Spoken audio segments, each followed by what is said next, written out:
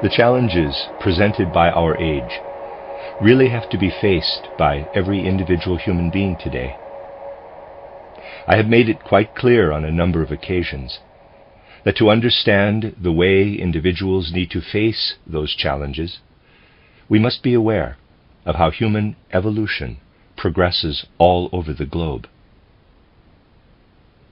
The whole course of human evolution can only be clearly understood if we gain more profound insight into the powers that intervene in the course of Earth evolution as a whole, and also in human lives.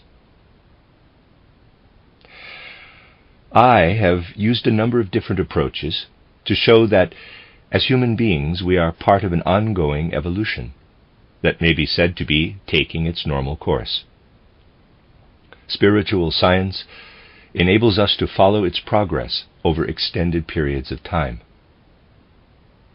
I have also pointed out that there are certain powers that have different goals for mankind than the powers who desire to guide humankind in the normal course of evolution, a course during which the earth repeatedly comes to physical manifestation.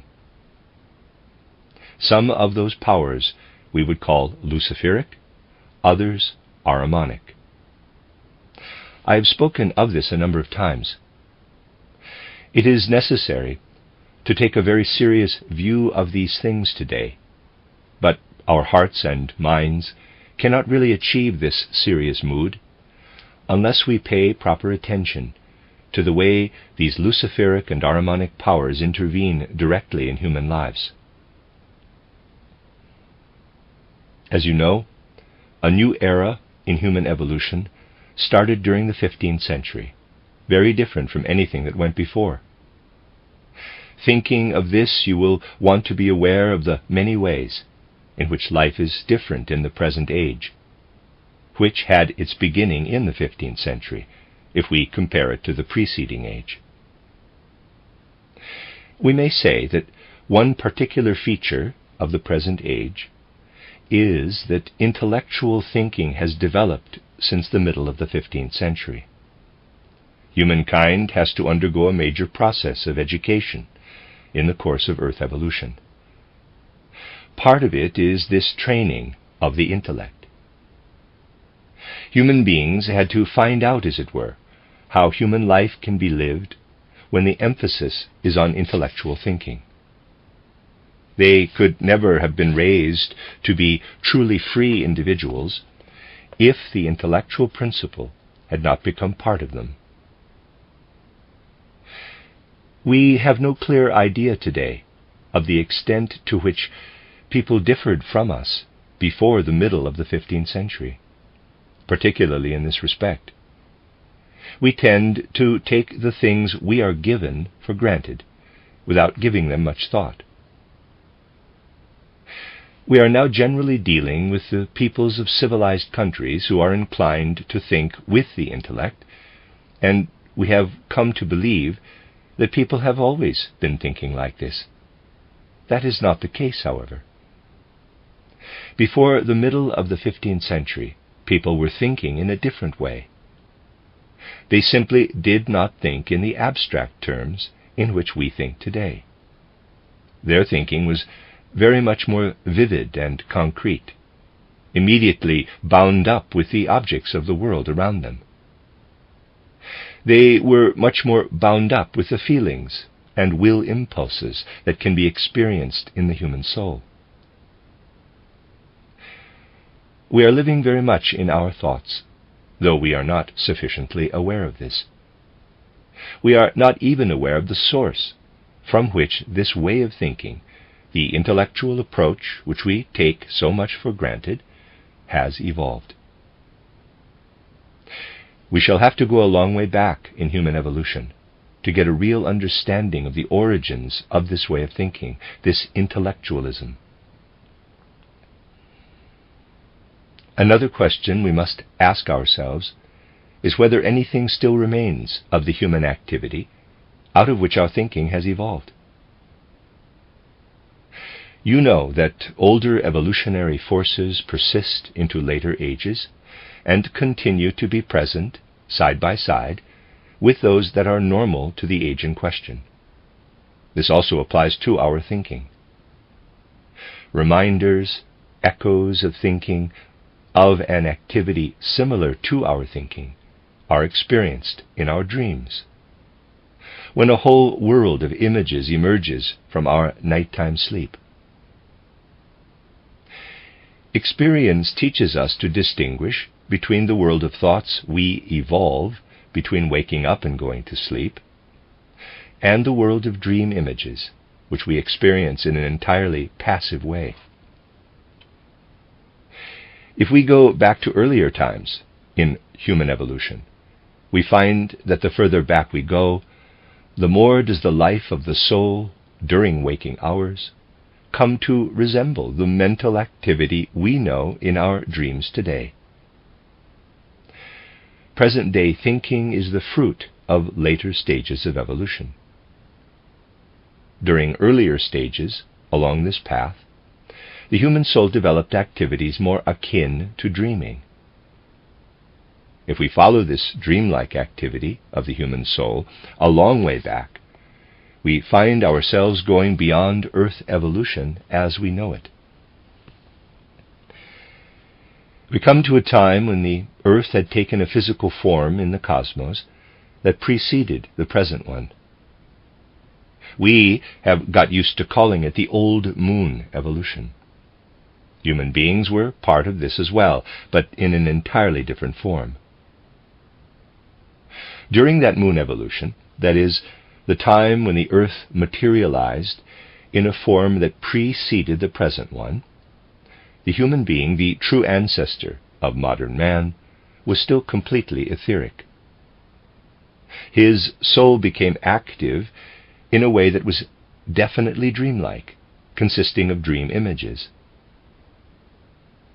The peculiar thing about this was that it related to the outer world in a way that is quite different from the soul activity we know as thinking. I would say that when our soul is active in thought, we find ourselves rather isolated within the world. The world is outside us. It has its own processes. We reflect on those processes in our minds, but just when we think we are reflecting most profoundly on those external processes, we actually feel ourselves entirely outside them. Indeed, we often feel that we are best able to think about those external processes if we keep ourselves well isolated from them, withdrawing into ourselves.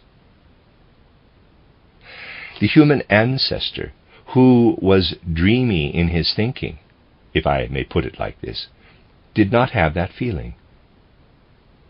Developing in his way, in his dreams, what we develop in our way when we are thinking, he knew himself to be intimately bound up in everything he experienced with what went on in the world. We see the clouds. We think about them.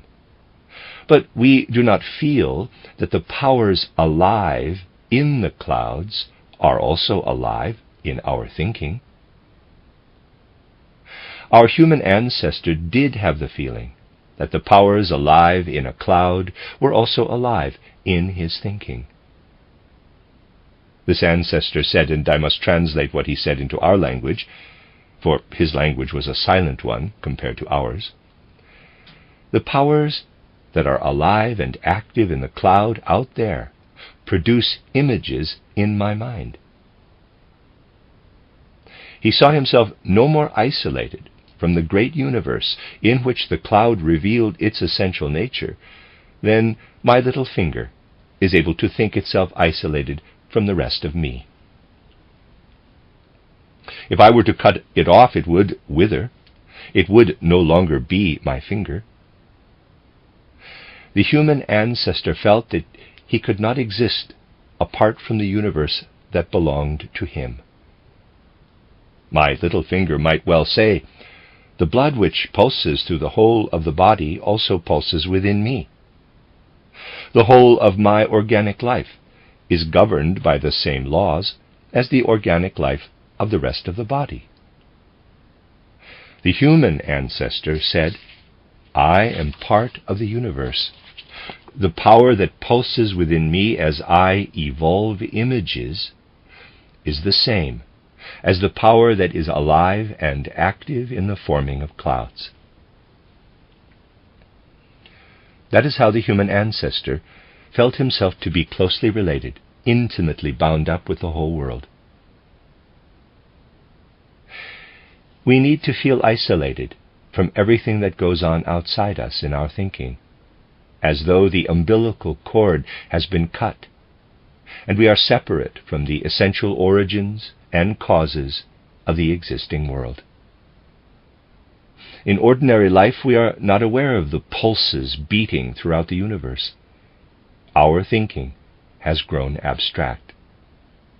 Our thinking tells us nothing, as it were, of what is alive and active within it.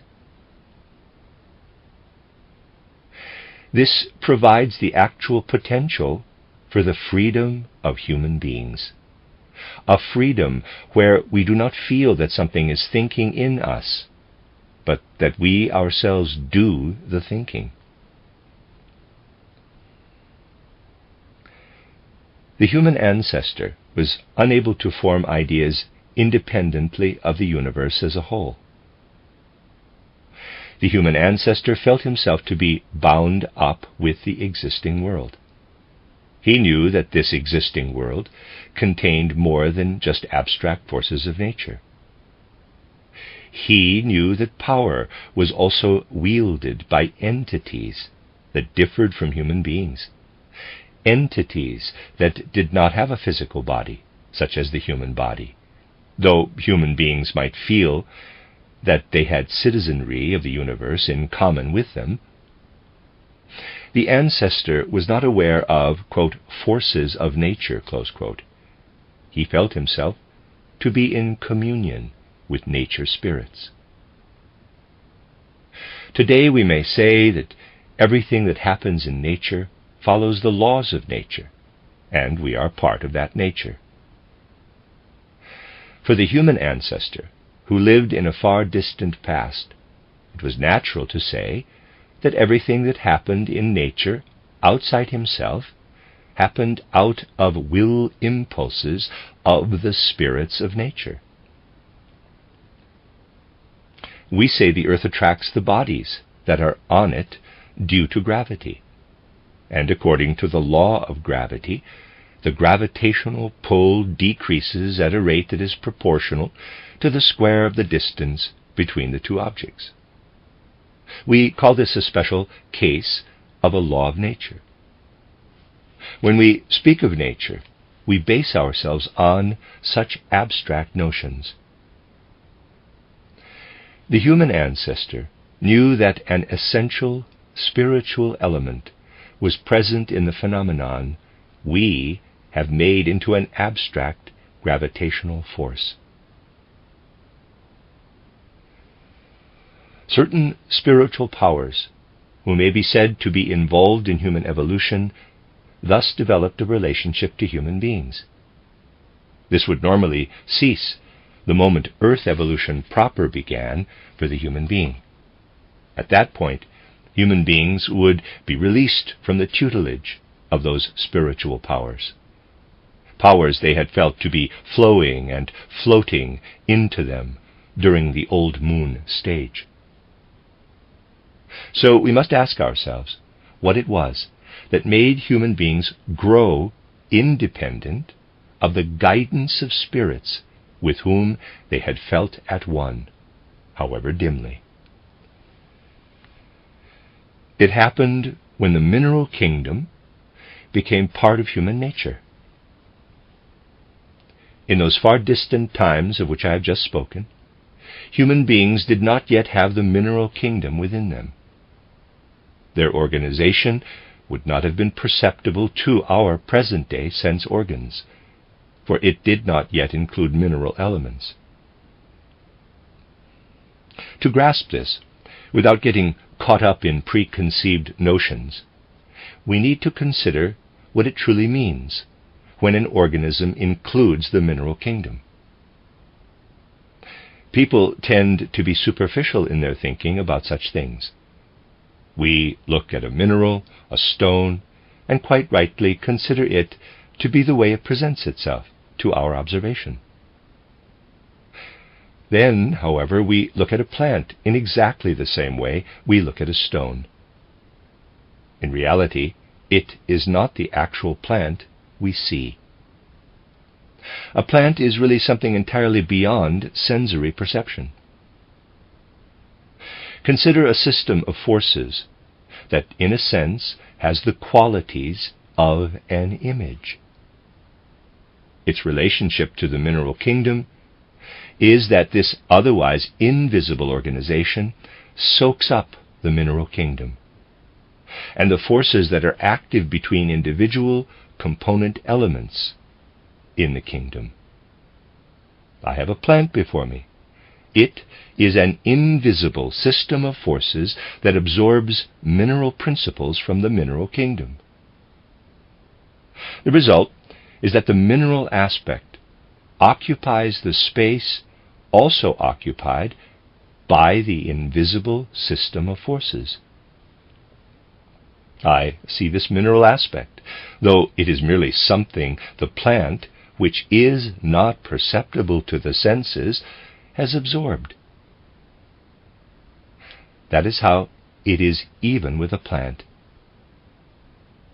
When we talk about plants today, we are really talking only of the minerals contained within them, and not about the plants themselves. It is important that we clearly understand this in the case of a plant, for it also applies to animals and humans, only more so. During the old moon stage, then, human beings did not have this mineral inclusion. Human beings living on the present earth have been made in such a way that they need the mineral kingdom, having absorbed the mineral kingdom and its forces into them, as it were. What significance does this have for human nature? In the first place, human beings acquired a mineral body for thinking in images the way they did at the earlier stage. As evolution progressed, the mineral human body provided the basis for intellectual thinking. This happened at a relatively late state, from the middle of the 15th century onward, having been a long time in preparation. Modern intellectual thinking is based on the fact that human beings have received a mineral body into them. As human beings, we need a mineral body first and foremost to be able to think. The older form of thinking in images had been based on what we call the third elemental kingdom. The mineral kingdom had the function to transform this pre-earthly form of thinking into our earthly way of forming ideas on the basis of thought.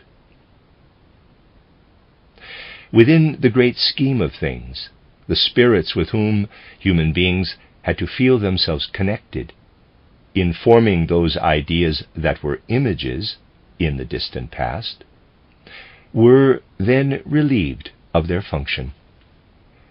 We will have to picture those spirits rather differently from the way we are accustomed to picture non-human entities. People, even people of goodwill, who may admit that there is more to life than is apparent to the senses, tend to stick too close to the human form. This anthropomorphism takes over whenever people try and create an image in their minds of anything that is above the human sphere. It is easy to accuse Feuerbach and Büchner of being anthropomorphists. We have seen more than enough of this kind of thing. We have seen the legal way of thinking evolve in the Western world, with earthly misdeeds and crimes judged by earthly judges who impose penalties, and so on. The rewards and punishment meted out for sins that is, for something belonging to a sphere beyond this earth, and seen more as imperfections in the Christian faith, have gradually come to look more like the proceedings in an earthly court of law. The religious ideas of the West have a great deal of human jurisprudence in them. We let the gods mete out punishments of the kind we know earthly courts of law impose. If we truly wish to get beyond the merely human, we must firmly decide not to think in entirely human terms. We must think beyond anything anthropomorphic, and that indeed is what really matters in human life. That is the approach we must use if we want to see clearly that the spirits who influenced the thinking in images which human beings had at the time of the old moon lost that function in the normal progress of human evolution, but are not prepared to accept this with good grace. We might ask why they do not submit to the will of the gods who guide normal progress. They simply do not. We have to accept that as a fact. The original intention was that they should only influence dreams within the human sphere and everything related to dreaming. In the context of today's lecture, we refer to them as Luciferic spirits. Their proper sphere would be everything that has to do with dreaming and anything related to this. They are not satisfied with this, however. They haunt the human way of thinking that has evolved out of their own sphere. Human thinking now bound to the mineral sphere. When we allow anything that normally rules our dreams, the life of the imagination, to enter into our thinking, we fall prey in our thinking to Luciferic nature, to the influence of spirits that should only have influenced the old form of thinking in images that belonged to the human ancestors. They have retained their power, and instead of limiting themselves to our dreaming, our life of the imagination, our creative artistic work, they are constantly trying to influence our thoughts and make them dependent on impulses similar to those that existed in pre-earthly times. Our thinking is still greatly influenced by elements coming from this source, by the Luciferic principle. It is justifiable to ask in all seriousness, what powers are these that have an influence on our thinking? These influences arise from the sphere where we human beings are still rightly dreaming and rightfully asleep above all else. They come from the sphere of our feelings and emotions. We experience our feelings the way we normally experience dreams, and we experience our will the way we experience sleep. There we are still rightly cocooned in a world which becomes a Luciferic world as soon as it evolves in our thinking. We, therefore, will not manage our evolution as human beings properly unless we make the effort to evolve other thoughts as well, thoughts increasingly independent of mere feelings and emotions, of anything arising in us out of dreamlike inner experience, even when we are fully awake. Theoretical principles will not help us achieve this. Only life itself can do so. We find, however, that the mental habits humankind has acquired put up great resistance to the cultivation of mind and soul that is needed. We must be on the lookout for this resistance. We find that in the present time in particular, people are not prepared to listen to anything that does not arise from their own inner prejudices, their feeling of how things should go, their personal preferences. They are not in the habit of listening to anything which, in a way, has been decided independently of human beings, requiring merely their consent. I should like to give you a brief example, which I used on one occasion, to explain to someone that there is an important difference with regard to what human beings are thinking. Many years ago, I gave a lecture in a town in southern Germany. Today it is no longer in southern Germany, on the wisdom taught in the Christian faith. As you know, it is always necessary to limit the subject matter presented in a particular lecture, and one can only speak within that context. When people hear just a single lecture, such a single lecture will impress one person in one way and another in a different way, particularly if one has been objective and dispassionate in presenting the subject. It certainly would not be possible for anyone to get an idea concerning the total philosophy that lies behind a single lecture if they just listened to that one lecture. If the wisdom taught within the Christian faith is the subject, for example, it will of course be impossible to conclude from the contents of the lecture what the speaker thinks about the connection between light and electricity, say. It is therefore possible for something to happen the way it did on that occasion. I spoke about the wisdom taught within the Christian faith, and 2 Roman Catholic priests were in the audience. They came up to me afterward and said, quote, "No objection can be raised to what you have been saying," close quote. This, by the way, was many years ago now. Quote, "But we have to say that whilst it is true that we say the same thing, we do say it in such a way that everybody can understand it," close quote. My reply was, quote, "Reverend Fathers, surely it is like this. You or I may have some kind of inner feeling that we are speaking for everybody, but that is not the point, for that is a subjective feeling. After all, it is perfectly natural if we go entirely by our feeling. I too must believe that I am speaking for everybody, just as you think you do. That is self-evident. Otherwise we would do it differently.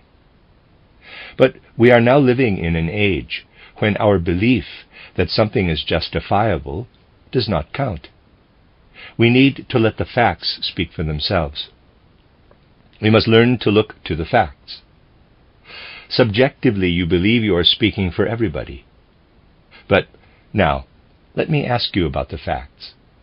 Does everybody still come to your church? That would show that you are speaking for everybody. You see, I speak to those who do not come to your church to hear you speak. My words are for those who also have the right to hear of the wisdom taught in Christianity." Close quote. That is how we must take our orientation from what the facts have to tell. It is necessary for us to tear ourselves away from our subjective feelings. If we do not do so, the Luciferic element will enter into our thinking. We would not have gone through the truly dreadful campaign of untruthfulness that has gone around the world in the last 5 years, the final consequence of something that has long been in preparation, if people had learned to pay rightful attention to what the facts have to tell, and not to their emotions, with nationalists the worst in stirring up such emotions. On the one hand, there is the absolute necessity today to do something about our thinking, and to comply even if something goes against the grain. On the other hand, people dislike having to be so true to reality that one looks to the facts for guidance. We shall not be able to attain to the higher worlds and the knowledge to be gained there if we do not train ourselves in rigid adherence to the facts of the external world. Once you have got at least to some extent into the habit of liking to hear the facts, you will often suffer tortures when people of the present age want to tell you something. Very often the kind of thing you hear people say is, quote, "Oh, someone said something, and that was frightful, quite terrible," close quote, or, quote, "Terrible in what way? You say it was terrible, but that only tells me how you felt about it. I really want to hear exactly what it was," close quote. Quote, "Well, it really was terrible, what was said there," close quote. And these people simply do not understand.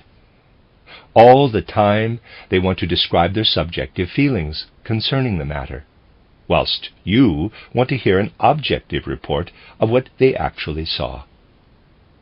It is especially when people tell you something someone else has told them that it is quite impossible to tell if they are simply passing on what they have heard or if they have actually looked into the matter they are talking about. This is an area where one has to remind people again and again that truthfulness concerning the knowledge to be found in supersensible spheres can only be achieved if we train ourselves as far as possible to adhere closely to the facts in the sense-perceptible world. That is the only way in which human beings can overcome the luciferic elements that stream into their thoughts, by learning to base ourselves on the facts. On the one hand, mankind is open to luciferic influences. On the other, to Ahrimanic influences. It has to be said that thinking here on earth evolved from earlier stages of human soul life, when human beings absorbed a mineral body, as it were. This mineral body is indeed the organ for the earthly way of thinking. It does, however, bring it predominantly into the sphere of the powers we call Ahrimanic. We can, of course, become aware of the need to base ourselves on the facts, on a real world that will get us out of the habit of being swayed by our subjective emotions. We must not, however, fall prey to the kind of thinking that is nothing but an inner activity arising from the mineral body. Here we come upon a truth that many people find highly unpalatable. You know how some are idealists or spiritualists and others are materialists. There is plenty of discussion in the world as to which is the right approach, spiritualism or materialism. All these debates are of no value whatsoever for certain regions of the human organization. Human beings can develop in two ways. We can use the mineral body we have absorbed into ourselves as the instrument for our thinking, and indeed we have to use it, otherwise we would merely be dreaming. But we can also rise beyond this instrument in our thoughts. We can develop a spiritual point of view, spiritual vision. If we do this, we will of course have been thinking with the aid of our material organization. But we will have used this to reach a further stage of human development, ascending to the world of the spirit as a result. On the other hand, we can stop at the point where, as earth beings, we let our mineral body do the thinking. It is perfectly able to do so. That, in fact, is the danger, and materialism cannot be said to be wrong in its views, particularly where thinking is concerned. This mineral body is no mere photographic print. It is able to think for itself, though its thinking is subject to the limits of life on earth. We need to raise the experience our mineral body is able to give us into the spheres that lie beyond sensory perception. It is therefore possible to say that it may indeed be true that human thoughts are merely something exuded by the human mineral organization. That may indeed be right. But human beings must first do it right. Human beings have the freedom to develop on earth in such a way that they are merely the product of matter. Animals cannot do this.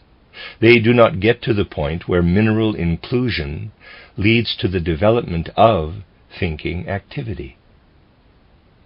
Animals cannot choose to prove the truth of the materialistic point of view. Human beings are at liberty to prove the truth of the materialistic point of view. All it needs is the will to do so, out of a materialistic attitude to life. Human freedom is such that people are indeed free to make materialism come true for the human kingdom. That is, they can take a course that will lead to human beings on earth concerning themselves only with material things. Fundamentally speaking, therefore, it is a matter of choice if we become materialists. If we are strong enough to bring to realization what people are told is a materialistic attitude, then this attitude will be made to come true by human beings. This influence on human beings comes from Ahrimanic powers. They want to keep everything connected with Earth evolution at the point which has been reached for human beings by that very Earth evolution. That is, the point of having a mineral organization. They want to make human beings perfect, but only as far as their mineral organization is concerned. The Luciferic powers want to keep human beings, who now have acquired a mineral organization, at the earlier stage that was right for them before they acquired a mineral organization. So, we have two powers pulling at the traces, Luciferic and Ahrimanic powers. The Luciferic spirits want to get human beings to a point where they finally cast off their mineralized bodies and go through an evolution that has no relevance in Earth life, and has merely been an episode in Earth life. The Luciferic spirits aim for the gradual elimination of everything relating to the Earth from the whole evolution of mankind. The Ahrimanic spirits aim to take firm hold of this earthly, mineral aspect of human beings, isolate it from progressive evolution, and let it stand on its own. That is how Luciferic and Ahrimanic spirits are pulling in different directions.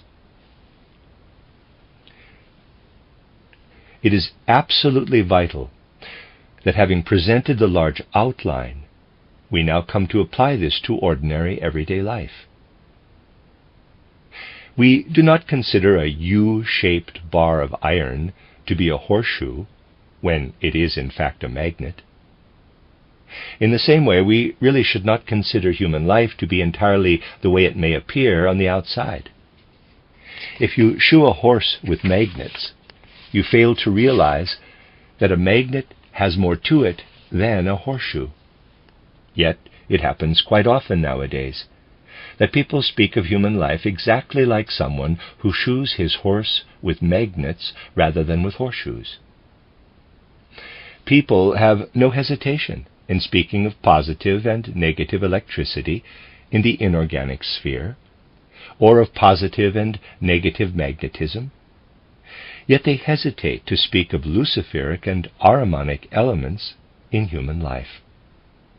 These are just as effective in human life as positive and negative magnetism are in the inorganic sphere. It is just that the idea of positive and negative magnetism is more easily understood. It does not take as much effort to grasp it as it does to grasp the idea that there are Luciferic and Ahrimanic elements. That is also the reason why we shall only learn to deal with the empty talk one hears today, empty talk that turns into lies, by knowing that it is luciferic by nature. Similarly, we shall only learn to deal with everything that shows itself here and there as the materialistic point of view by knowing that it is Ahrimanic by nature. In future, mere external characterization will not get us anywhere when we want to understand human life. All we would be doing is talk around the subject and commit the most stupid of errors when we try and apply such ideas to real life. One thing we would not be doing is to see human life in such a way that social impulses can be gained from our knowledge of human institutions. This has very much to do with the utter seriousness required when looking at everything connected with evolutionary trends where humankind is concerned. We cannot gain understanding of the life we are now living unless we raise our vision from earthly concerns to spheres beyond this earth. There is a particular point to this. Looking back into earlier stages of human evolution, though not as far back as those I have spoken of earlier, people generally base themselves on such historical documents as are available. There are historians, well-known names, who say that the history of humankind is made up of everything to be found in the written records. If you start from such a definition of history, like the historian Leopold von Ranke, you will obviously arrive at a particular kind of history. The art of writing is itself part of history. However, it has evolved from something else. And in real terms, one cannot do anything with this kind of definition. We need only go back as far as Chaldean Babylonian times to ancient Egyptian times, and we shall find that at that period of human evolution, human beings still related to the cosmos in a very different way. People today have no real idea of what it meant to connect one's life to the course of the stars, the planets, and their position relative to the fixed stars of the zodiac. These things have become an empty abstraction nowadays. Do you think a modern astrologer, delving into ancient astrological writings to compile his horoscopes, if at least he does search through the old writings and does not produce new ones, the new ones are terrible, has even the slightest idea of the living connection which the ancient Egyptians and Chaldeans felt to exist between human beings and the movements and positions of the stars viewed from the earth? Everything is different today. It has to be said that an important part of human evolution since those times has been the narrowing down of human awareness to the physical world. What did those Egyptians know of the earth? It was the ground under their feet. They knew more about the heavens. They moved in the vertical in gaining their experience. The ancient Greeks did not yet go into the horizontal either. They too gained their experience by going vertically. The vertical came to be reduced as the horizontal started to spread. The maximum limitation human beings experienced in their knowledge of the heavens came with the great increase in knowledge of the earth that came when men sailed round the globe and found that having sailed away to the west, they would return from the east. It was necessary for human understanding in the vertical direction to become obscured. Human beings had to be isolated from the universe so that they could find within themselves the only power that can lead to human freedom. Moral impulses will arise out of this human freedom in their turn. Human beings, therefore, no longer relate to the spheres beyond the earth in the vertical fashion the ancient Greeks and Chaldeans did. We have had the training that only a horizontal surface can give, and must now ascend again in moral, ethical terms. We must learn how human life is influenced by powers that do not show themselves in the course taken by the world that exists outside us. Those are the Luciferic and Ahrimanic powers. People tend to put their minds to other things, however, and sometimes I also have to tell you something relating to our spiritual movement that takes its orientation in anthroposophy. This has accepted the task of working out of the full seriousness that time demands, and listening to the language spoken from the cosmos beyond this earth, as it were. A language which tells us that we must once again come to see the way the human being is connected with the whole cosmos. Again and again, however, things make themselves heard in this work. Please forgive the abrupt change of subject, which even today draw attention to some very peculiar points of view taken by people who oppose our aims of furthering the progress of mankind. Let me read you a passage from a letter that is really typical. As I said, please forgive the abrupt change of subject, but we are obliged to inform you of all kinds of things that are going on at the present time with the purpose of undermining and destroying this movement, which endeavors to take up the challenge of the present age.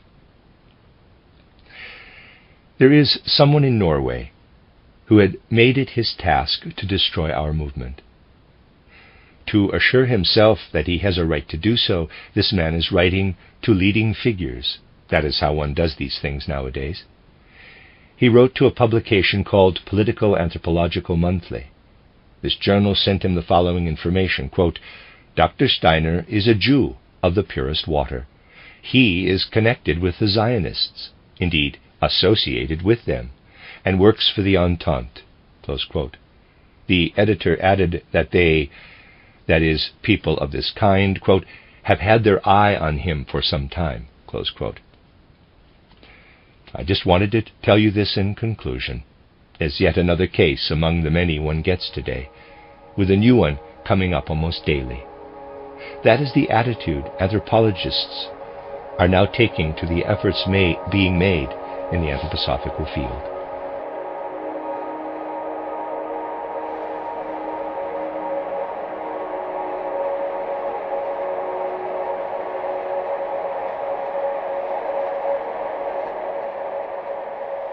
Please consider supporting the creators.